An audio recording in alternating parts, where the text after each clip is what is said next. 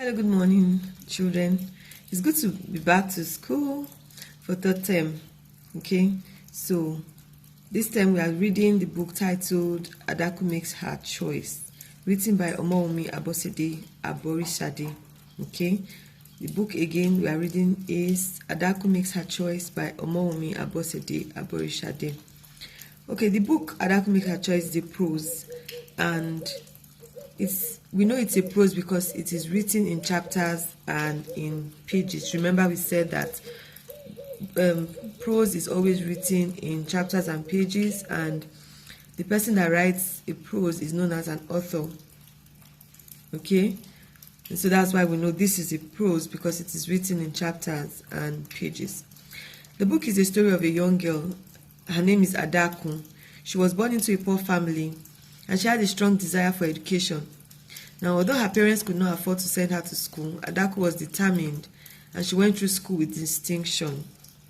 She rose to becoming the Commissioner of Education in her state, and thus she gave hope to those who were hopeless. Now, this book has 8 chapters. The first chapter talks about her upbringing as a child and talks about how she had to manage with her family. There were 8 girls in the family and a boy. Her father, Mr. Nnamdi Okoro, was a farmer, while the wife, Ngozika, was selling roasted corn and garden eggs at the mini market near the village square in Mbasi.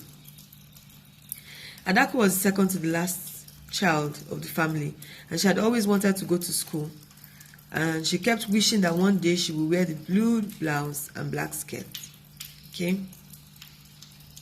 This is a story of hope, and this is a story that will help us to know that everything we want to achieve is possible. I hope you enjoyed the book as you read it, and you also learn a lot from Adaku's determination and how she was able to become who she wanted to be. Okay.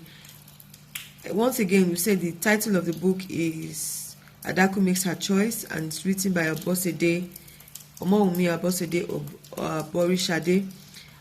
And the author was born in Ogun State. She attended Abeokuta Grammar School. She's an engineer. She actually went to Federal University of Technology, Akure, popularly known as FUTA, where she later became, from there she later became a teacher. She teaches computer studies. She's a data processing officer and has 3 websites to her credit. And she loves writing stories. Okay, we are going to read chapter 1 this morning, and then we'll look at some new words, and then we'll answer the questions that follow.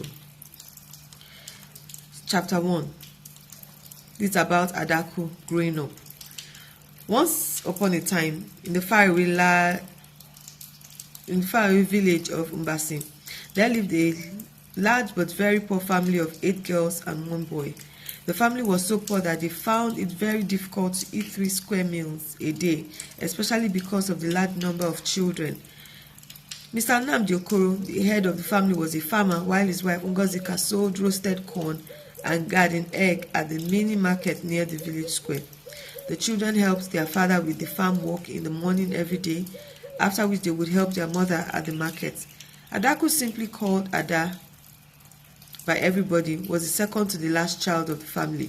She loved to go to school like some of the other children in her village, but education was not free in Mbasi, and her parents, who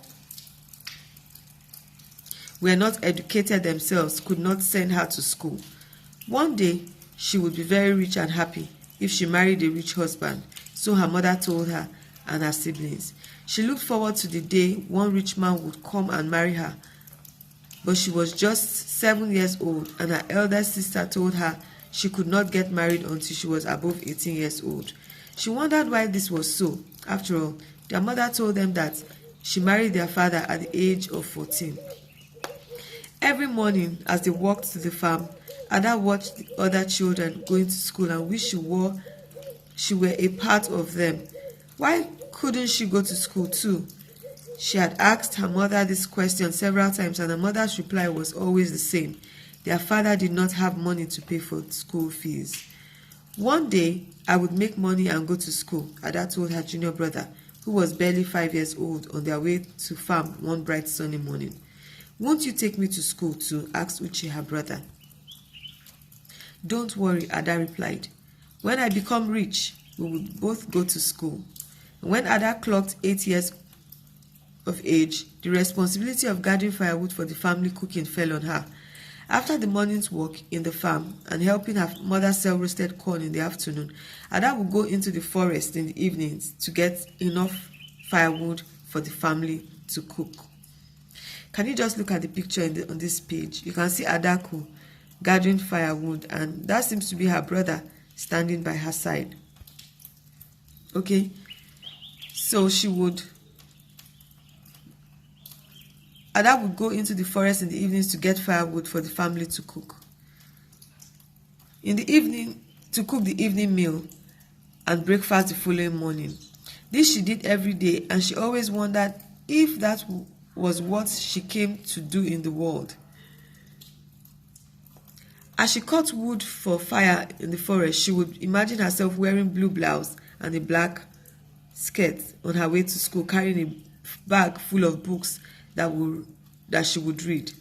She would also imagine herself answering questions in the class like the pupils she normally watched did.